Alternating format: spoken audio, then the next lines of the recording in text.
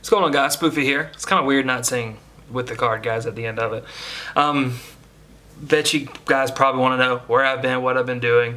I know as I post this, a lot of you guys are just going to unsubscribe and say, who the fuck is this guy? Or where's Blair? I'm unsubscribing because Blair's gone or something like that. Well, sorry. It's just going to be me on the channel. As you guys see, as the name now, it's just going to be Spoofy. I'm going to, turn this channel into my own brand and hopefully bring you guys card game content going as far as Yu-Gi-Oh, Dragon Ball Super. I might get into Pokemon again. I'm not too sure. Just bring you guys a lot of new stuff and also giving tips and tricks on as far as staying healthy. Or not staying healthy. Well, I'm going to do with the health thing, but also at the same time, I'm going to do stuff like, foods that'll help you, stay focused longer, kind of snack ordeals, and, things to keep yourself in a healthier mind state when, playing a very large tournament. But if you guys really don't know what I've been doing, I've been playing a lot of Dragon Ball Super. You guys saw from a month or two ago we were posting Dragon Ball Super videos. Our group decided, hey, we want to start fresh. And I was like, yeah, let's do it. It's going to be great. So we ended up making a new YouTube channel, youtube.com/metacardgaming. You can find us, link down below or whatever. And subscribe to us. We're going to be bringing a lot of Dragon Ball Super content. I'll be doing my own thing on this channel as well as far as Dragon Ball Super information goes too. Hopefully I'll be, one of the main hubs as far as information, gameplay, deck profiles, things like that on this channel. So yeah, definitely subscribe if you want to. That'd be cool. A lot of people I know message me now saying, how do I get into Super? So hopefully you guys can go to that channel and and enjoy the content. We took a brand that I've had for a very long time. I used to actually have this brand, and it was an esports organization called Meta Esports, and that kind of tanked due to stipulations I'm not going to get into. But I said, you know what, we're gonna transition this over to card gaming, so we call it Meta Card Gaming. Logo is really cool. I couldn't ask for a better group of friends to do this with. It's gonna be super fun. We're gonna have case openings, deck profiles, and just shenanigans on the channel. It's gonna be really fun. So hopefully you guys enjoy it. But today I'm gonna come at you with something a little different, as you guys see in the title of the video. It's a little different for me because I've been trying to record this video for like 4 months now, and I haven't really been able to digest it all the way. And I guess I just want to, just talk for a few minutes because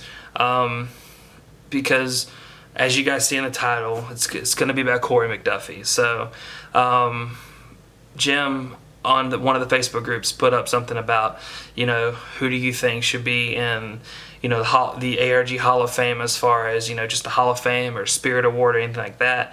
And I got to thinking before I even saw the post, I'm like, dang, I think Korey should be, on there. He was a national champion and different card. Well, wasn't a national champion in Magic, but he had won a few huge tournaments in Magic, and he won, NAWCQ 2014 for Yu-Gi-Oh.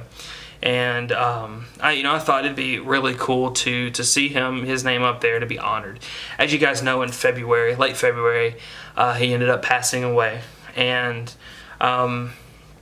it was, at first it wasn't really tough for me as far as, what, I'm not gonna get into what happened or anything, but he, I don't even know how to go about it. It was just one of those, I haven't talked to him in forever, and then somebody just tells me, oh, Korey passed away.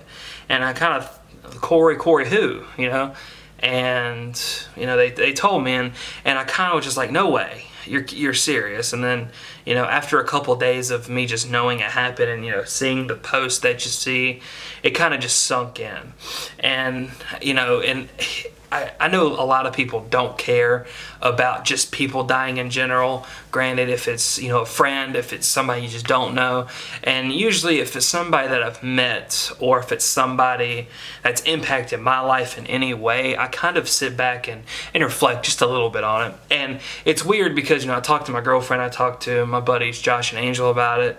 I talked to a couple different people about I guess the way I was feeling, and at first I felt guilty for it not really bothering me, but then all of a sudden it just hit me, and I just felt like a wave of emotions. I was in a funk. I couldn't believe something like that would happen. One part of me was like, oh, it happened, gosh. And then the next second, I was just like, there's no way that, like, he can't just be gone, So I guess I'm just gonna talk for a few and just kind of give my thoughts on everything. First and foremost, if you guys ever feel depressed, ever feel like you want to hurt yourself or hurt others, there are, people that you can call. There's somebody that's always out there to talk to you that'll care. And hopefully you guys will use these outlets. I'll have them in the description below. Hotlines that'll, you can talk to somebody, talk to anybody through your problems. If you want to hit me up on Facebook, be more than welcome to.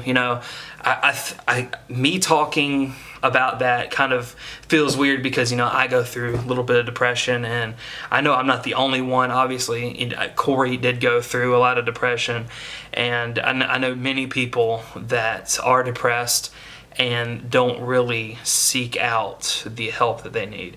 So if you guys need, want to just talk to me about anything, I'll be more than happy, to stay up an extra 30 minutes at night, or, talk to you throughout the day. If you have any issues about anything, I'll be glad to be more than happy to talk to you guys.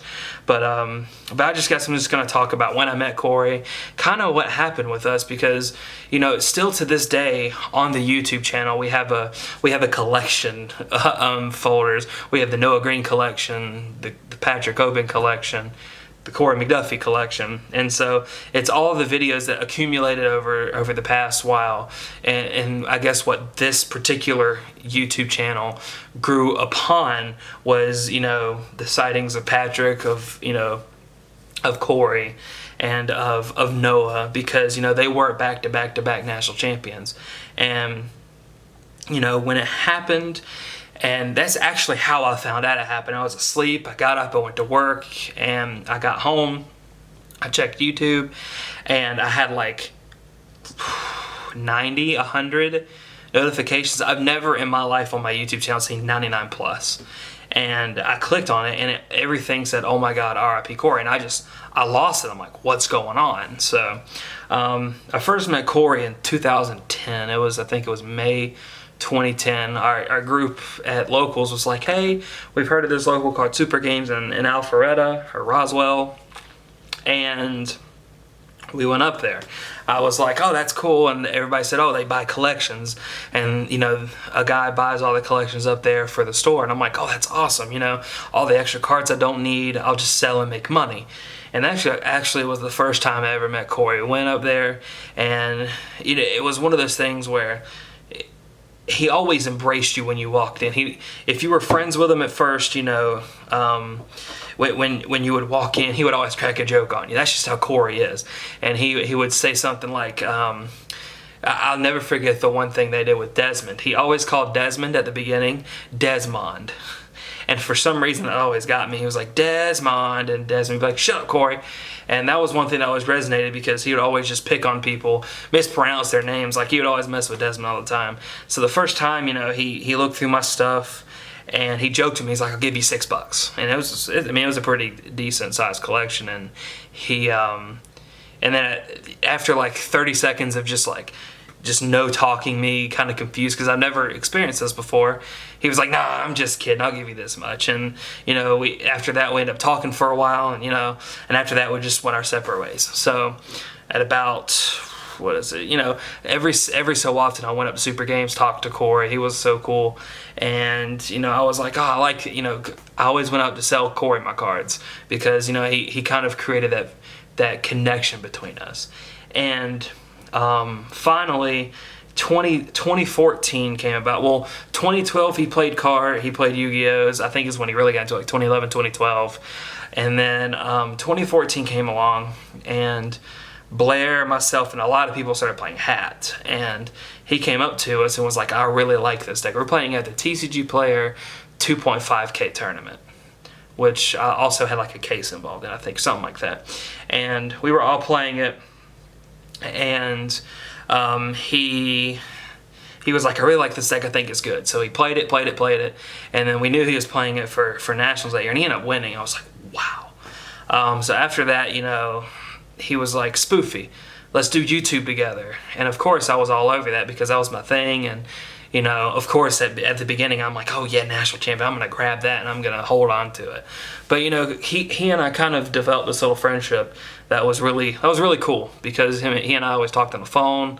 We bounced ideas off of each other. We did videos together. The most notable video is obviously Patrick versus Korey, and I thought that was awesome because we were at Taco Mac after a Tuesday local, and just had a couple beers and we're playing Yu-Gi-Oh, and it was a fun time.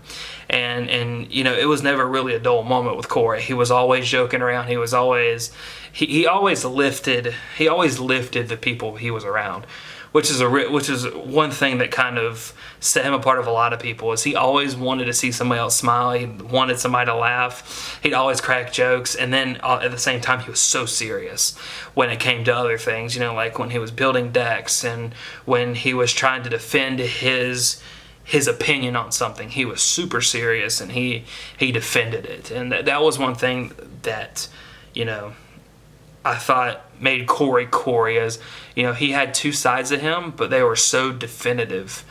They defined who he was, and it was awesome. And then something happened and we didn't agree on something. This is like in 2015, late 2016 maybe, I'm not really sure. And we kind of just went our separate ways, and wasn't like going our separate ways. We just agreed on something, and and there was this one thing that he said to me. It was a Tennessee regional. I don't remember where it was. It was in the mall. If anybody knows where it's at, if anybody is from the Tennessee area that remembers, it was in a mall. It was at, I forget, it was Chattanooga or Nashville or something. And he lost two rounds in a row, and I'd lost my second game after that, and he was just a little upset. He pulled me out to the side, and he said a few things to me that kind of told me just like, dang, I realize he's not in a good place in his life. He's not all there. He's a little depressed. He needs somebody. And I tried to be there for him when I could, and he just drifted far away from a lot of people. I do know at the time he was still really good friends with Noah, and it's just the things he had told me should have set an alarm off in my head saying like, I need to do something about this, and I didn't do anything. And I think that just that little bit of extra effort could have made that much of a difference. We'd still be alive today. Those are the things that come through my head. And at this point in the video, all like 90 million times I tried to record it, I kind of got emotional. So I think I'm holding off pretty well. But at the same time, I just want to, like, I don't know, pass it off to you guys. If you know somebody that's depressed, if you know somebody that doesn't want to live anymore, if you know somebody that just needs somebody, reach out to them. Just be a friend, regardless if you really don't like the person or not. Granted, I liked Korey. I thought he was a really cool person, and I've always seemed to come back and reminisce over the good times I had with him. The good times way outweighed the bad by a long shot. And I just want you guys to realize that he may be gone, but his legacy is still here on the channel. You guys get to see all the scythe control decks, all the other decks that he put on, the discussions he put on the channel. And I think I wouldn't have it any other way, being able, and I've watched these videos multiple times ever since his passing, and I think it's really cool, just to go back and reflect on what he did for the community, what he did for me. He was such a kind-hearted person, and I don't know, I hope either Jim or somebody sees this. Hopefully, he wins one of those awards, because I honestly think, regardless of, if he's here or not, I think that, his knowledge is still out there, and I think he was one of the smartest players to ever play the game. And yeah, that's pretty much it. I don't really want to get more into it, but I hope you guys enjoyed the video. Comment a cool memory about Korey if you ever got to meet him. You know, comment what you thought about him when you met him, because I've seen some crazy stuff when people got to meet him at events. But yeah, that's pretty much it for me. I'm Spoofy. Hopefully you guys will stick around and enjoy more of my content later on. And that's pretty much it for me. I'll see you guys in the next video. Later.